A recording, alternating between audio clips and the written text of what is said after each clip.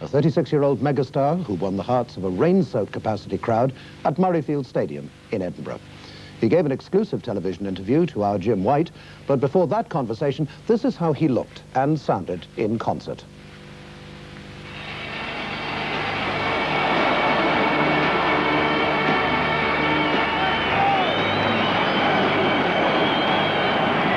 When David Bowie launched into Heroes at Murrayfield last night, 47,000 fans let him know he'd been away too long.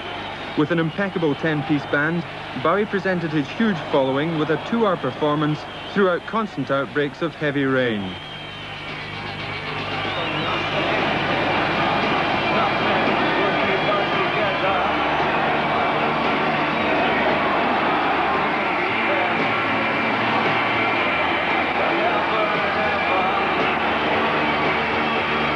To mark his arrival back in Scotland, Bowie gave an exclusive interview to Scotland Today.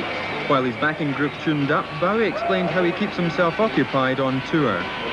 Reading, I think, takes up the majority of the time. If the city's interesting, I spend the mornings or the afternoons walking around the city. In some cities, obviously like Berlin and Paris, I've got a lot of old friends there.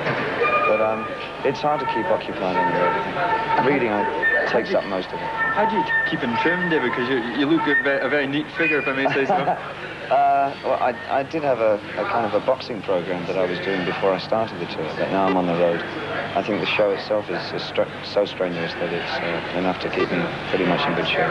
About 20 minutes of exercise during the day, but not much more. Wouldn't you agree with me, though, that the big part of your popularity still today is the fact that you've managed to change with the times? I guess that's become something that one doesn't, as a musician, doesn't hesitate to do these days. I think at the time when I did change so radically from seemingly like month to month, it seemed sort of a novelty in the beginning, but I think that's become part and parcel of being a musician in rock anyway, is the ability really to move with the atmosphere of what's happening socially. Looking ahead, David, does filmmaking form a big part of your future? I'd like to think so. I mean, credibility is a very hard thing to come by from being in rock to moving into film, especially in terms of that I'm really very serious about wanting to direct, and to get backers to put money into projects from a rock artist wanting to direct movies is quite an awkward situation. But I'll start off with one of my own ventures first, I think. One final question. You're about to go on stage. You've done it so many times before.